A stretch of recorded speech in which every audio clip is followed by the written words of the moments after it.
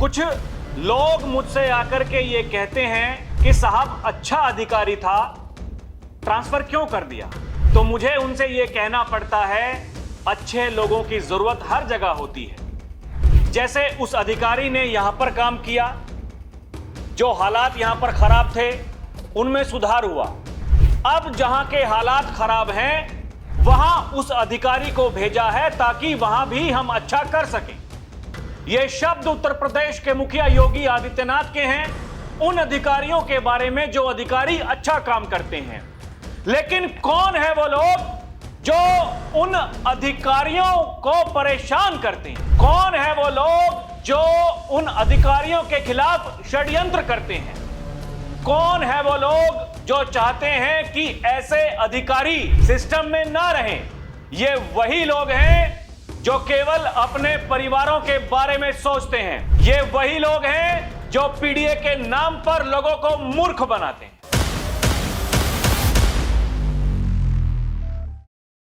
दर्शकों नमस्कार, DNP India में आपका स्वागत है। मैं हूं आपके साथ राहुल चौधरी। अनुज चौधरी संभल में सीओ थे, अब एएसपी बन चुके हैं। लेकिन दर्शकों, उस समय जब संभल के सीओ थे अनुज चौधरी, एक मामला सामने आया।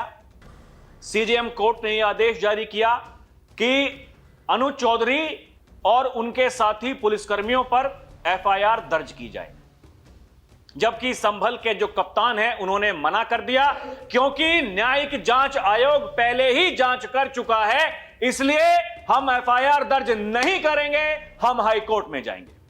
वो लोग जो खुश हो रहे थे, जो ये कह रहे थे, देखिए घमंड सबका टूटता है, अधिकारी अगर अपनी पावर का इस्तेमाल करता है तो फिर न्यायालय ये आदेश देता है और यहां पर हम लोगों की जीत हुई है। लेकिन जब कप्तान मना कर देते हैं कि हम एफआईआर दर्ज नहीं करेंगे, यही लोग फिर से सवाल खड़े करते हैं। दर्शकों, ये कौन लोग हैं जो संभल में जब हिंसा हुई थी, उन उपद्रवियों को, दंगाइयों को बचाने के लिए, वहां जाने के लिए होड़ मची थी, होड़। उन्हें प्रताड़ित बताया जा रहा था, उन दंगाइयों को। दर्शकों, मैं आऊंगा, अभी आपको बताऊंगा कैसे वो एक सुनियोजित साजिश थी, कैसे एक बड़ी तैयारी थी संभल को जलाने की। क्योंकि आजादी के बाद से लेकर के अभी तक संभल में 15 ऐसे दंगे हुए हैं दर्शकों, 15। लेकिन अब गद्दी पर बैठे हैं उत्तर प्रदेश के मुख्यमंत्री योगी आदित्यनाथ, और उनके ऐसे अधिकारी हैं जो दंगाइयों पर लठ बजाते हैं, जैसे अनुज चौधरी ने किया था। लेकिन ये सब चीजें लोगों को बुरी लगती हैं। ये कौन लोग हैं? ये वही लोग हैं दर्शकों जो केवल तुष्टीकरण की राजनीति करते हैं। जो संभल में कोशिश हुई वो बरेली में भी की गई, कई और जगह ये लोग वही करने की सोचते हैं। आप मुझे बताइए, तुर्कमान गेट दिल्ली में, वहां जब प्रशासन अपनी कार्रवाई करने के लिए जाता है, समाजवादी पार्टी के सांसद वहां क्या कर रहे होते हैं? उनका क्या काम था? आप समझिए। ये जो कहते हैं योगी आदित्यनाथ, ये माफियाओं को, उपद्रवियों को मुख्यमंत्री आवास पर बुला करके उनको सम्मानित करने वाले लोग हैं। ये माफियाओं के सामने नाक रगड़ने वाले लोग हैं। इसलिए योगी ये कहते हैं कि बुलडोजर चलेगा, जो जिस भाषा में समझेगा उसको उसी भाषा में समझाएंगे। इसलिए योगी ये कहते हैं, ये माफियाओं के सामने नाक रगड़ने वाले लोग, ये तो बुलडोजर के सामने वैसे ही पस्त हो जाएंगे। दर्शकों, ये देखिए माहौल कैसे बनाया जाता है। मीडिया रिपोर्ट्स में जब छपा कि एएसपी अनुज चौधरी, एसएचओ अनुज तोमर और 10 से 12 अन्य पुलिसकर्मियों पर एफआईआर दर्ज नहीं होगी, संभल के एसपी के विश्नोई ने कहा कि यह आदेश अवैध है, मामले में न्यायिक जांच पहले हो चुकी है, रिपोर्ट में पुलिस एक्शन को सही माना गया है। तभी लोगों ने सोशल मीडिया पर लिखना शुरू किया, ये न्यूज वाले कुछ भी लिखते हैं, हम मान भी लेते हैं। संभल पुलिस ने यह स्पष्ट किया है कि इसकी न्यायिक जांच हो चुकी है, एफआईआर नहीं की जाएगी और इस आदेश को अपर न्यायालय में चुनौती दी जाएगी। न्यूज वाले मामले को सनसनीखेज बनाते हैं। सीधी सी बात है, अगर किसी मामले की न्यायिक जांच हो चुकी है और अगर लोअर कोर्ट उस न्यायिक जांच के फैक्ट फाइंडिंग के खिलाफ फैसला देता है तो पुलिस को यह अधिकार है कि वो न्यायिक जांच के फैक्ट फाइंड को सच माने और लोअर कोर्ट के आदेश को ना माने, और साथ ही लोअर कोर्ट के आदेश को हाई कोर्ट में चुनौती दे। इसलिए अनुज चौधरी पर कोई एफआईआर दर्ज नहीं होगी। दर्शकों, ये जो जांच आयोग ने वो रिपोर्ट सौंपी थी 450 पन्नों की योगी आदित्यनाथ को, इस रिपोर्ट में सब कुछ है। वहां क्या हुआ था, क्या कलाकारी की गई थी, उससे पहले भी वहां के जो कलाकार थे उन्होंने समय समय पर कैसी कैसी कलाकारी की है, अभी मैं आपको बताने वाला हूं। और इसमें हाई कोर्ट के रिटायर्ड जज देवेंद्र अरोड़ा को अध्यक्ष बनाया गया था। उनके साथ रिटायर्ड आईपीएस और पूर्व डीजीपी एके जैन के साथ अमित मोहन प्रसाद सदस्य के रूप में शामिल किए गए थे, जिन्होंने वो जांच पूरी कर मुख्यमंत्री को सौंपी थी 450 पन्नों की रिपोर्ट। इसमें क्या क्या बताया गया दर्शकों? बताया गया है 24 नवंबर को हुए दंगों पर साजिशकर्ता को यह पता था कि वहां सर्वे होना है। प्रशासन ने संभल जामा मस्जिद के प्रबंधन को बताया था कि वहां सर्वे होना है। संभवतः वहीं से सर्वे की बात लीक हुई, भीड़ जुटी, वहां अवैध हथियारों और नशीले पदार्थों का जखीरा भी था। रिपोर्ट में पिछले दंगों की तिथियां, उनमें हुई जनहानि, प्रशासनिक कार्रवाई और उसके बाद की स्थिति का भी पूरा विवरण शामिल किया गया है। इसमें बताया गया है 24 नवंबर 2024 की हिंसा पूर्व नियोजित और षड्यंत्र का नतीजा थी। नमाजियों को उकसाने के लिए सांसद जियाउर रहमान बर्क ने कहा था, हम इस देश के मालिक हैं। सांसद जियाउर रहमान बर्क विधायक के पुत्र सुहेल इकबाल और इंतेजामिया कमेटी के पदाधिकारी मुख्य भूमिका में थे। आरोप है कि संभल जामा मस्जिद की इंतेजामिया कमेटी ने मिलकर साजिश रची। 22 नवंबर को नमाजियों को संबोधित करते हुए सांसद जियाउर रहमान बर्क ने भड़काऊ भाषण दिया था। उन्होंने कहा कि हम पुलिस प्रशासन सरकार से दबने वाले थोड़ी हैं, अरे हम इस देश के मालिक हैं, नौकर गुलाम नहीं हैं। मैं खुले रूप से कह रहा हूं, मस्जिद थी, मस्जिद है, इंशाअल्लाह मस्जिद रहेगी कयामत तक। वहां के सांसद ये कह रहे थे दर्शकों, सर्वे से 2 दिन पहले 24 नवंबर को सर्वे होना था, जिस दिन हिंसा हुई, और 2 दिन पहले सांसद जी ने यह बयान दिया। अब आप समझ जाइए ये कितने बड़े कलाकार हैं, ये कैसे मूर्ख बनाते हैं। और साजिश देखिए, अब किसको फंसाया जा रहा है?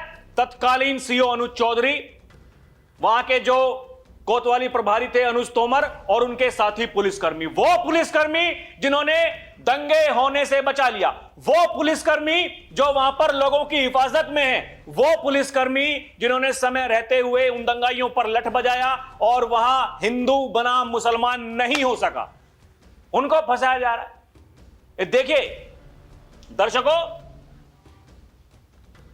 इसी जांच आयोग की रिपोर्ट में बताया गया है कि अभी तक आजादी के बाद से लेकर के संभल में लगभग 15 दंगे हुए हैं। यह भी कहा गया है कि संभल कई सारे आतंकवादी संगठनों का अड्डा बन चुका है। इसके अलावा संभल दंगों में विदेशी हथियार का प्रयोग किया गया था। इसके साथ भी न्यायिक आयोग, इसके साक्ष्य मिले हैं न्यायिक आयोग को। रिपोर्ट में मेड इन यूएसए हथियार मिलने की बात कही गई है। यह कोई छोटी बात है? मजाक समझ रखा है दर्शकों, मजाक।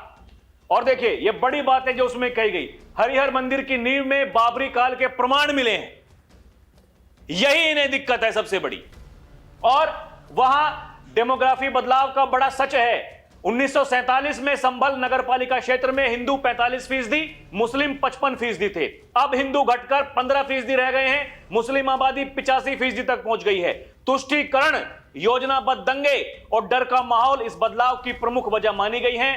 दंगों की पूरी श्रृंखला का ब्यौरा है। रिपोर्ट में 15 बड़े दंगों का दस्तावेजी विवरण है और दंगों में सबसे अधिक नुकसान हिंदू समुदायों को हुआ है, और तभी 45% से 15% बचे हैं।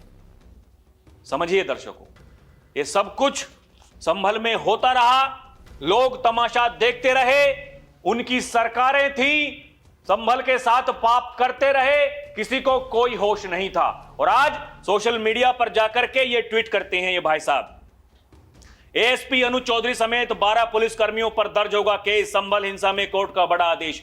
अब कोई बचाने नहीं आएगा। अब ये पक्षपाती पुलिसकर्मी अकेले में खाली बैठकर याद करेंगे। भाजपा का फॉर्मूला नंबर 1 पहले इस्तेमाल करो फिर बर्बाद करो। भाजपा का फॉर्मूला नंबर 2 वाजपेयी किसी के सगे नहीं हैं। यानी जब यह आदेश आया तो फिर इन्होंने कहा कि अनुज चौधरी का इस्तेमाल कर लिया भाजपाइयों ने, मुख्यमंत्री योगी आदित्यनाथ ने। अब जब उनके खिलाफ एफआईआर दर्ज करने का आदेश आया है, उनको सब छोड़ देंगे। अरे बाबा ने तारीफ की अनुज चौधरी की, वो हमारा पहलवान है, बढ़िया अधिकारी है, काम करके दिखाया है उसने, इसीलिए उसका प्रमोशन हुआ और ऐसी जगह भेजा जहां उसकी जरूरत है। ऐसे ही छोड़ देंगे दर्शकों? और जब यह आदेश आया, एक कहा, वहां के कप्तान ने नहीं मानेंगे इस आदेश को, नहीं दर्ज करेंगे एफआईआर। उसके बाद में क्या कहते हैं भाई साहब सपा के मुखिया जी अखिलेश यादव जी? अब पुलिस के बड़े साहब कोर्ट के आदेश को अवैध बता रहे हैं, इसे कोर्ट की अवमानना माना जाएगा क्या? अब कहीं माननीय न्यायालय इनके खिलाफ भी कार्रवाई ना कर दे, सत्ता की चापलूसी के चक्कर में ज्यादा दरोगाई दिखाना कहीं महंगा ना पड़ जाए। ये देखें ना, ये है दर्शकों सच्चाई।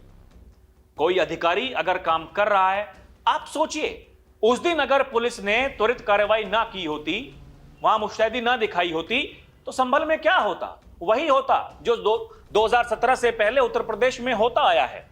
कैसे महीनों महीनों मुजफ्फरनगर जलता रहा, लोग तमाशा देखते रहे। ये तमाशबीन हैं, ये केवल तमाशा देखना चाहते हैं। लेकिन अब क्या होता है? उत्तर प्रदेश में मुख्यमंत्री हैं योगी आदित्यनाथ, अधिकारी ऐसे ऐसे हैं, अनुज चौधरी जैसे लठ बजाते हैं। दर्शकों, दंगाइयों पर लठ क्यों नहीं बजना चाहिए? उपद्रवियों पर लठ क्यों नहीं बजना चाहिए? उनके पोस्टर चौराहों पर चस्पा क्यों नहीं होने चाहिए? और वो कौन लोग हैं जो इन लोगों को बचाते हैं?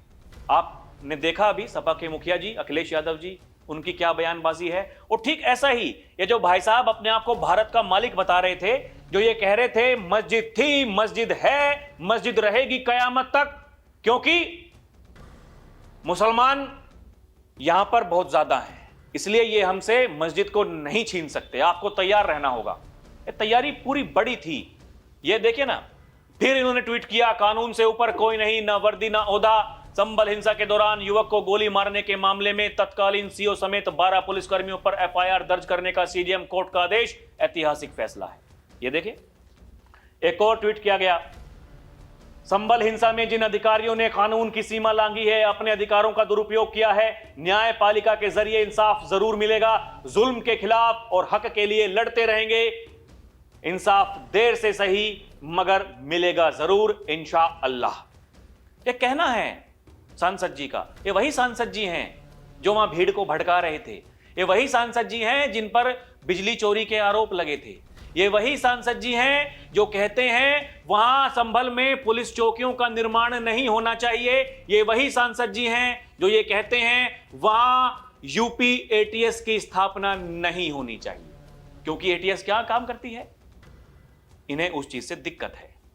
इन्हें माहौल बनाना है, लोगों को मूर्ख बनाना है, उन्हें सड़कों पर उतारना है, दंगे करवाने हैं, ये उसी में खुश रहते हैं। दर्शकों, ये जो रिपोर्ट जागरण में छपी है, ये बहुत गौर करने वाली रिपोर्ट है, इसको समझना चाहिए, आप भी ध्यान से समझिए। देखिए, इसमें बताया गया है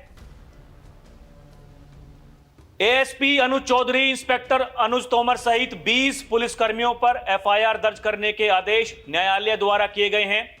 वो युवक संभल हिंसा में शामिल था, पुलिस की जांच में उसका नाम प्रकाश में भी आया था। पुलिस का दावा है कि उसकी अभी भी तलाश की जा रही है। और दूसरा सवाल यह भी उठता है कि आखिर हिंसा वाले दिन जब एरिया में नाकाबंदी थी तो फिर वो ठेला लेकर कैसे पहुंच गया?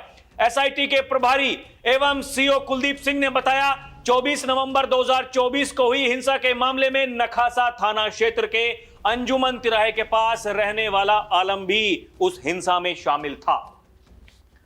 इसमें बताया गया है अब तक की हुई जांच में यह बात सामने भी नहीं आई है, फिर कैसे मान लिया जाए कि उसको गोली पुलिस ने मारी है। खास बात यह है कि आलम को जो गोली लगी है वो 32 बोर की हैं। 32 बोर के कारतूस का उपयोग तमंचे, रिवॉल्वर, पिस्टल में होता है, जबकि पुलिस के पास 32 बोर की सरकारी पिस्टल नहीं होती है।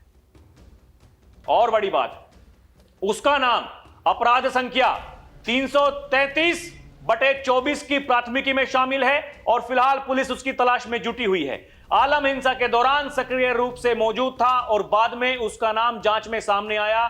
दूसरा सवाल यह भी है, जब सुबह जामा मस्जिद में एडवोकेट कमिश्नर का सर्वे कार्य चल रहा था, सर्वे को देखते हुए सुरक्षा के पुख्ता इंतजाम किए गए थे, रोड पर बैरिकेडिंग लगाकर पुलिस बल तैनात किया गया था। फिर यह युवक रस्क और बिस्कुट बेचने के लिए अपना ठेला लेकर कैसे वहां पहुंच गया? फिर मौके पर कोई ठेला बरामद भी नहीं हुआ था।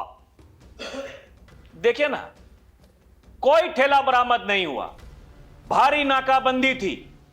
यह युवक वहां कैसे पहुंच गया? यह माहौल बनाने के लिए देखिए दर्शकों क्या क्या किया जाता है। ये बहुत कलाकार लोग हैं दर्शकों, बहुत कलाकार लोग हैं। ये देखिए ना, जो अनुज चौधरी हैं उनके बारे में क्या कहा गया था और बाबा ने कैसे बचाव किया था। मीडिया रिपोर्ट में छपा है दर्शकों कि उस दौरान जब ये हिंसा हुई, जब होली आई, होली पर एक फरमान जारी किया बताया जा रहा है तत्कालीन सीओ अनुज चौधरी ने। उन्होंने कहा कि संभल में विभिन्न समुदायों के बीच एकता और सौहार्द को बढ़ावा देना चाहिए। इसी बीच अनुज चौधरी ने यह टिप्पणी की। उनका कहना था कि अगर समाज में आपसी भाईचारा बनाना है तो एक दूसरे की परंपराओं को समझना और अपनाना जरूरी है। सेवई ईद की मिठास का प्रतीक है और गुजिया होली की खुशियों का। दोनों को अपनाए बिना एकता की बात अधूरी है। हालांकि उनके इस बयान को कई लोगों ने अलग अलग तरीके से लिया। कुछ ने इसे सांस्कृतिक एकता की मिसाल बताया तो कुछ ने इसे मुस्लिम समुदाय पर थोपा गया नियम करार दिया। यानी जुम्मे की नमाज शुक्रवार थी, शुक्रवार का दिन था, उसी दिन होली भी थी। तो इन्होंने ये कहा कि देखिए, नमाज तो हर जुम्मे को आप पढ़ते हैं, लेकिन होली साल में एक बार आती है। ऐसा समय तय किया जाए कि होली भी मन जाए और आप भी आराम से जाकर के नमाज पढ़ लें। किसी को कोई दिक्कत होनी चाहिए क्या? ये भाईचारा ऐसा होना चाहिए कि नहीं होना चाहिए? आपस में मिलजुल कर त्योहार मनाने चाहिए कि नहीं मनाने चाहिए? लेकिन उनके इस बयान को लोगों ने यह दिखाते हुए पेश किया, यह तो मुसलमानों के खिलाफ फरमान है, उनको प्रताड़ित किया जा रहा है। यह सीओ अनुज चौधरी क्या कह रहे हैं? अरे दर्शकों, समझने की जरूरत है। जब बाबा से पूछा गया इंडिया टुडे कॉन्क्लेव में कि जी देखिए, आपके एक अधिकारी हैं, वो तो ऐसा ऐसा कहते हैं, तो बाबा ने कहा अनुज चौधरी पहलवान हैं, इसलिए उनका बोलने का अंदाज भी वैसा ही है, सीधा सपाट, और ये पहलवानी वाला स्टाइल है, इसमें क्या गलत है?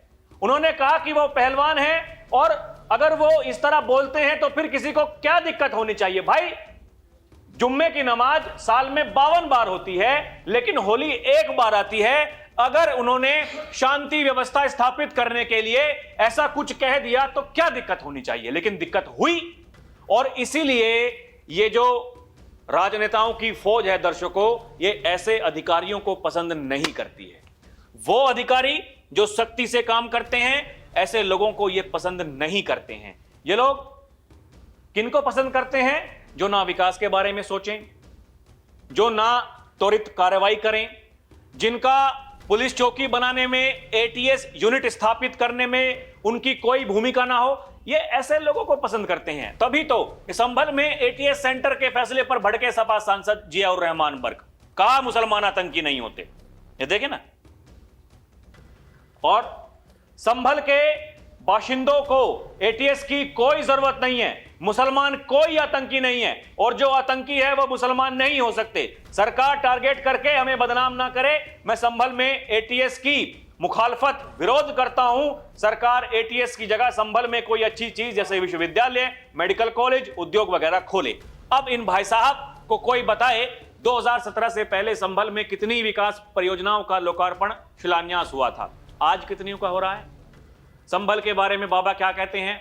बाबा ये कहते हैं, जिन लोगों ने संभल के साथ पाप किया था, संभल को विकास से वंचित किया था, उनको उसकी कीमत चुकानी पड़ेगी। उन पापों की सजा जरूर मिलेगी, और जब पापों की सजा मिलती है तो बौखलाहट बढ़ती है।